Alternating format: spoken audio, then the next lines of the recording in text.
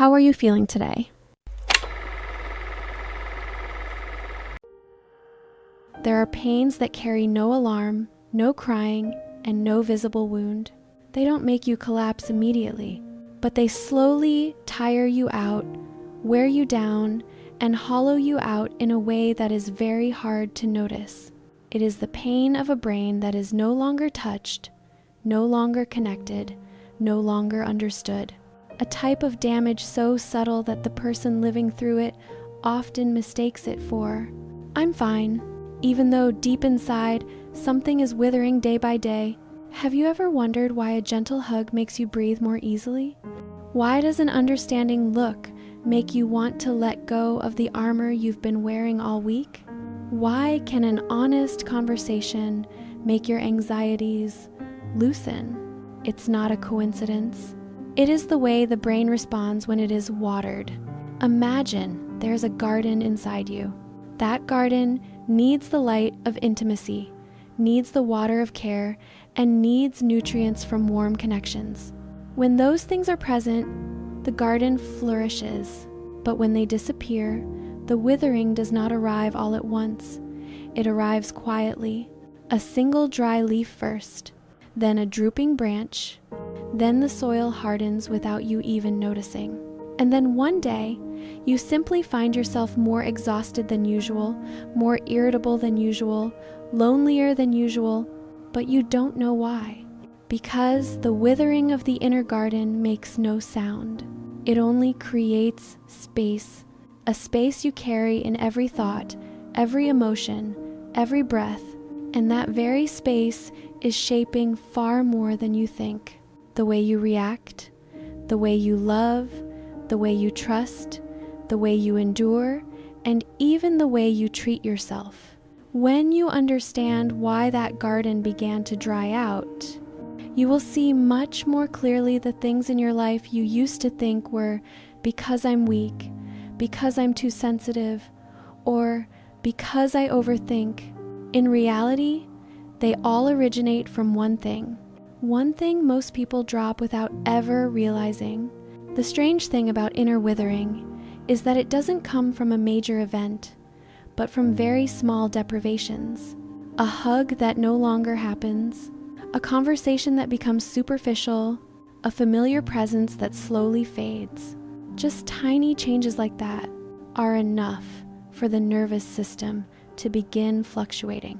Inside the brain, two streams always run in parallel: oxytocin, which nourishes safety and calm, and cortisol, which activates stress and vigilance. When a person experiences intimacy, oxytocin rises like the early morning sun, softening the heart, lowering tension, and giving you the feeling of being supported. But when intimacy disappears, that light fades, and cortisol begins taking over all the space. You don't see it immediately, but the body starts signaling with very subtle alerts. Sleep becomes a bit harder. Moods become a bit more erratic. Small things suddenly trigger stronger reactions than usual. Then gradually, the brain shifts into a continuous defense mode. Always vigilant, always anticipating, always feeling unsafe, even though your rational mind knows nothing is threatening you. The painful thing is that many people believe this is just my personality changing, when in fact, it is the hormonal system being disrupted. When oxytocin drops, the brain loses its ability to soothe itself. Emotions become harder to settle. The chest becomes harder to lighten. The mind becomes harder to calm. And in this state of imbalance, a subtle truth begins to unfold. The brain does not just become more stressed, it begins thinking in an entirely new direction. A direction that, if you don't understand, will make you believe you have a problem. But in reality, it is the brain's self-defense mechanism when deprived of what it needs most. There is something very few people know. The brain does not only react to the world, it interprets the world. And when intimacy is absent for long enough, that interpretation begins to shift in a very dangerous direction. When oxytocin is low and cortisol remains high, the brain enters a state neuroscientists call rejection expectation. It is like an invisible door closing without you noticing. You still live, still talk, still meet people, still smile, but deep inside, a small, very small voice begins to appear. They won't need me anyway. I'm bothering people. I'm probably not important to anyone. They probably don't like me. These sentences are not truths, but the brain rewriting the emotional map when it lacks safety signals from intimacy. And then something strange happens. The brain begins labeling itself according to these beliefs. You begin to feel a little less worthy, a little more invisible, a little less lovable. This shift happens quietly. You don't wake up one morning thinking, "From today, I'm less valuable." No, it forms from hundreds of tiny moments of lost connection that you never paid attention to. Scientists have shown this clearly. When humans lack social bonding, the anterior cingulate cortex, the region that processes social pain, lights up just like when you experience physical pain. In other words, the brain perceives the absence of intimacy as a wound, and like any wound, it makes you withdraw. Avoid being touched, avoid opening up, avoid placing hope again. You don't become colder because you don't need connection. You are simply protecting the hurt area. The brain doesn't know how to heal. The more afraid you are of abandonment, the more you avoid connection. The more you avoid connection, the more abandoned you feel. A loop as soft as silk, yet incredibly tight, and this very loop opens the door to another shift, deeper and more subtle. The brain begins not only predicting rejection from others, but misinterpreting every social signal you encounter in daily life. When the brain enters a state of expecting rejection, it doesn't just make you afraid, it begins misreading the signals around you. A slow reply suddenly becomes, "They don't want to talk to me." A casual glance suddenly becomes, "I must not matter." An offhand comment suddenly becomes, "They're judging me." You're not trying to think negatively. You're simply living inside a brain that has lost its emotional anchor. And without that anchor, the mind instinctively chooses the safest option. Prepare for pain before pain actually happens. But the paradox lies here. The more you try to prevent hurt, the more you hurt yourself. Vigilance makes you withdraw. Withdrawal makes you less approachable. Being less approachable makes the world feel more distant. And that distance becomes to the brain proof that, see, no one really needs me. This spiral is as light as breath, but its pull is strong.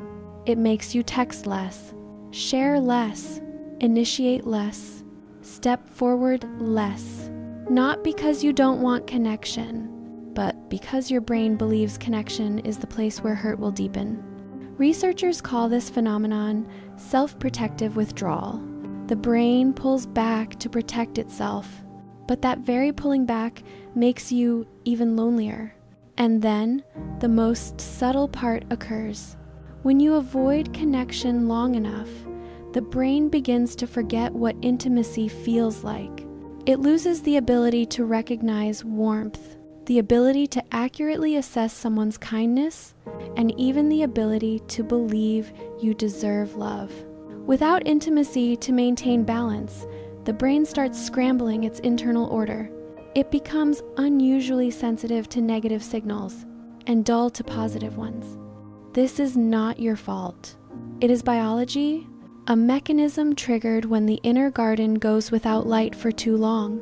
And in this fragile psychological soil, another shift begins forming, a subtle distortion in how you see yourself. When people have close relationships, each interaction works like a mirror that tells us our value, a mirror that tells us our emotions make sense, a mirror that shows us we are seen, heard, and understood. But when intimacy fades, that mirror blurs. then disappears. And what happens when there is no mirror? We begin seeing ourselves through shadows. Lacking connection, the brain has a very specific reaction. It turns inward. It tries to interpret everything that we used to rely on others to help us balance. But when a brain is tired, lacking oxytocin, and overloaded with cortisol, turning inward often leads to a series of thoughts that weigh the heart down. Did I say something wrong? Are they disappointed in me? Am I not good enough? Maybe I really don't deserve anyone's care. This is not weakness. This is subtle biology. The default mode network, DMN, the brain region that activates when we lack social interaction, begins increasing its activity. And when the DMN becomes more active in a state of disconnection, it does not produce confidence. It produces self-criticism, self-doubt, and self-shrinking. The heartbreaking part is, life is not actually getting worse, but the way you see yourself is becoming distorted, like a warped mirror. The mirror doesn't show the truth, yet we still believe it is us. When there is no intimacy to remind you that you are good enough, you are seen, you are not wrong, the brain fills the empty spaces with the worst scenarios. Not because you are pessimistic, but because the brain is wired to prioritize threat over hope when it feels alone.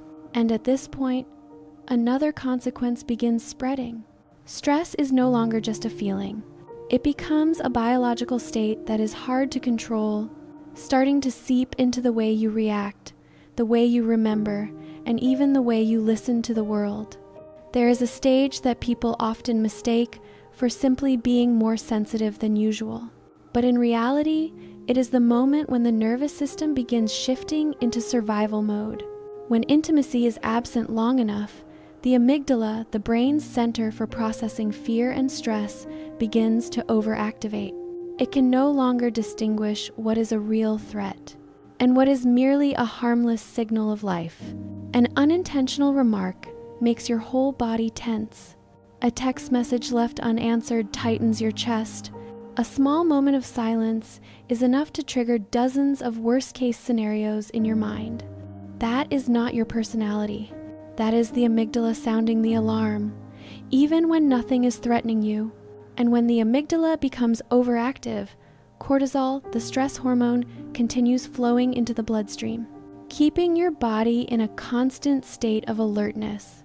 Slight shortness of breath, slight chest discomfort, restlessness without a clear reason, difficulty calming down after small events.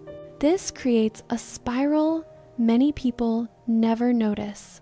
The less connection you have, the more stressed you become. The more stressed you become, the sharper the amygdala becomes. The sharper it becomes, the easier it is to misinterpret and get hurt. The more hurt you feel, the more you withdraw. The more you withdraw, the more oxytocin decreases. And so the wave of tension is no longer a temporary emotion. It becomes the way your brain operates. Studies also show that when stress is prolonged, the hippocampus, the brain region responsible for regulating emotion and memory, begins to shrink. This causes you to struggle to remember positive things, struggle to self-soothe, and become more easily swept away by intense emotions. It is not that you have become weaker. It is that the brain no longer has the vitality to keep you steady against the fluctuations of life. And within this prolonged state of tension, another consequence quietly emerges, a consequence most people never expect. Physical pain begins to increase, even when the body has no real injury. There is a phenomenon many people experience but can never name. They feel pain, yet cannot find the cause. A lingering dull headache, a heaviness in the shoulders and neck even though they carried nothing, a fatigue that makes no sense. Sleep does not help, and waking up still feels exhausting.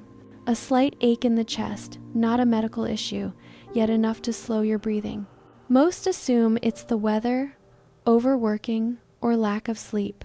but the truth is far more subtle.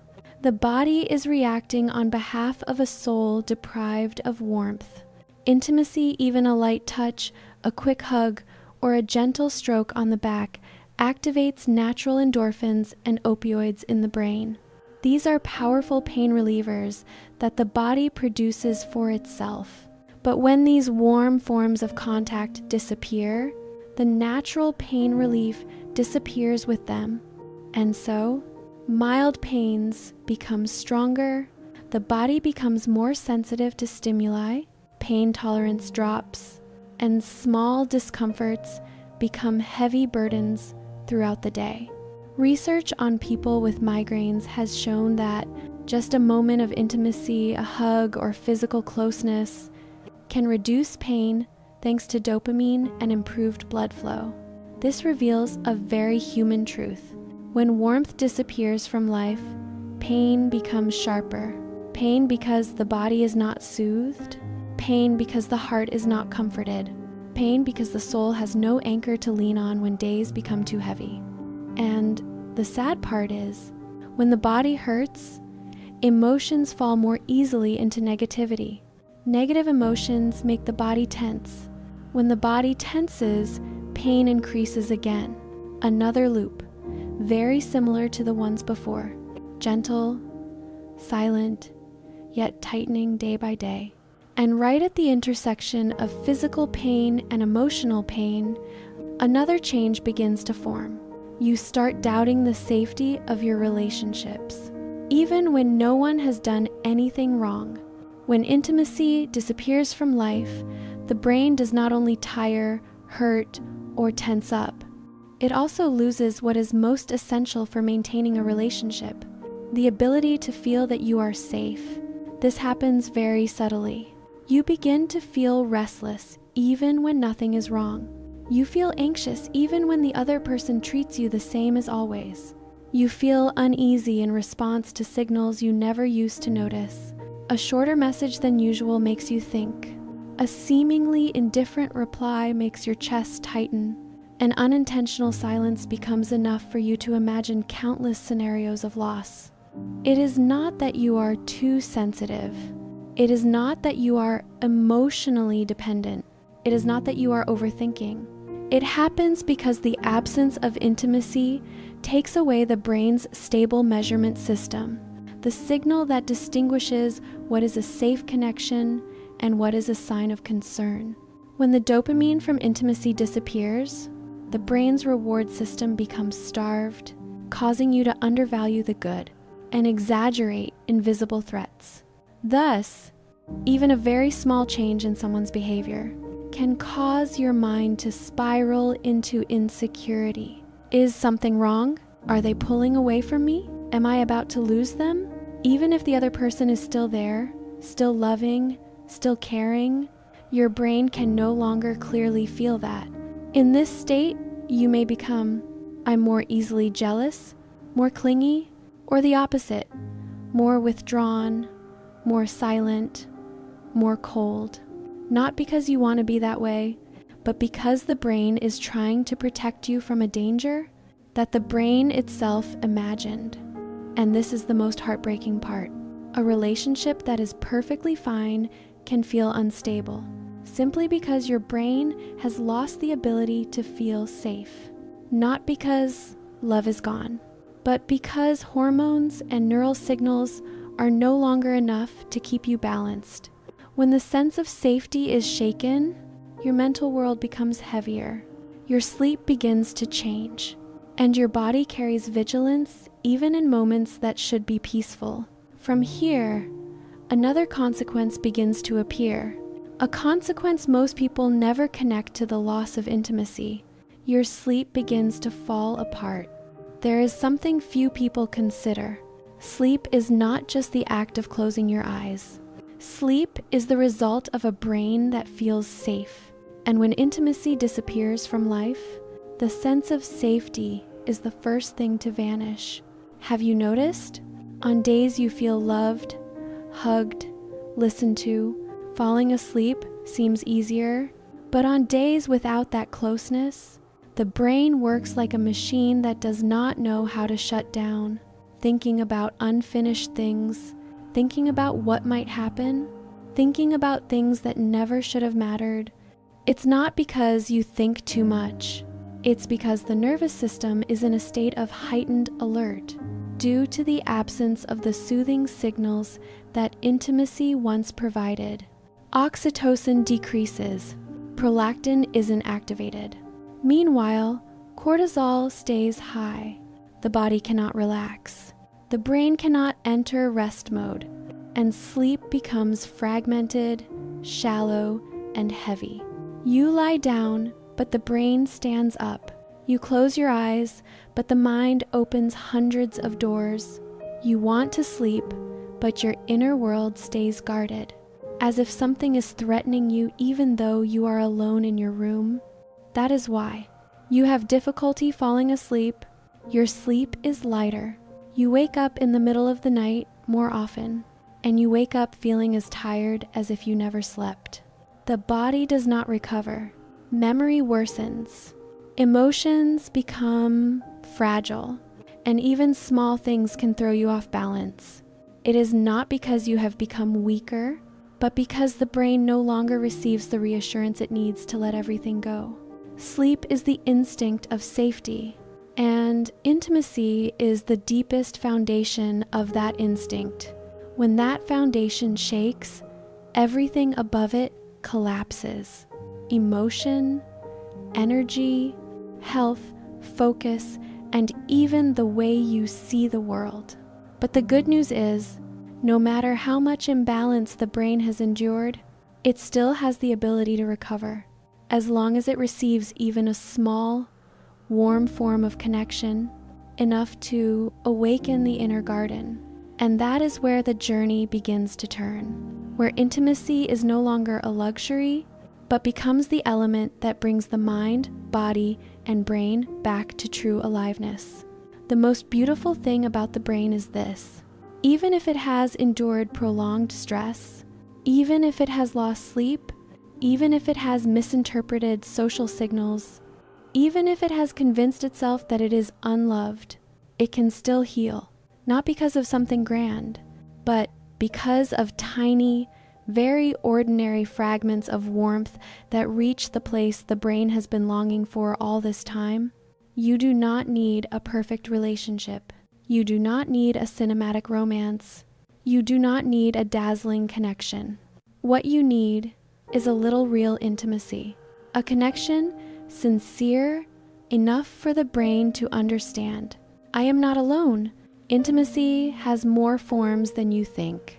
A real conversation, a gentle touch of comfort, sitting together without needing to speak, a kind message instead of silence, someone listening without rushing to conclude, or even a hug you give yourself when you are too tired.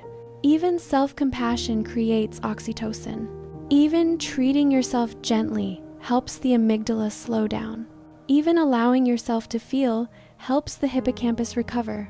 Science calls this micro-intimacy, tiny moments of closeness that are enough for the brain to begin blooming again. And then, something miraculous happens very slowly, but surely. Sleep becomes deeper, tension eases, vigilance decreases, emotions soften, trust returns, and the inner garden begins to sprout. You may have once thought, I have to be strong alone. I'm used to living without needing anyone. I don't want to bother anyone. I'm afraid to open up and be abandoned. But the deeply human truth is, the brain was never designed for isolation. It needs warmth, just as a garden needs sunlight. And you don't have to start with something big.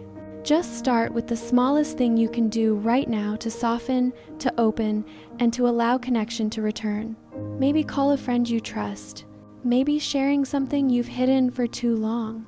Maybe writing a few lines to yourself. Maybe lying down and placing your hand over your heart, reminding your body, I am safe now. Intimacy is not only being held. Intimacy is being seen, being heard, and being understood even by yourself. When that returns, the brain will rebalance itself. the garden will revive on its own, and the person within you will begin to bloom again in a way that is gentle, slow, but deeply real. And that's the content of this episode. If you feel a sense of resonance with these reflections, don't forget to follow the channel and stay tuned for the upcoming episodes. See you soon. Bye.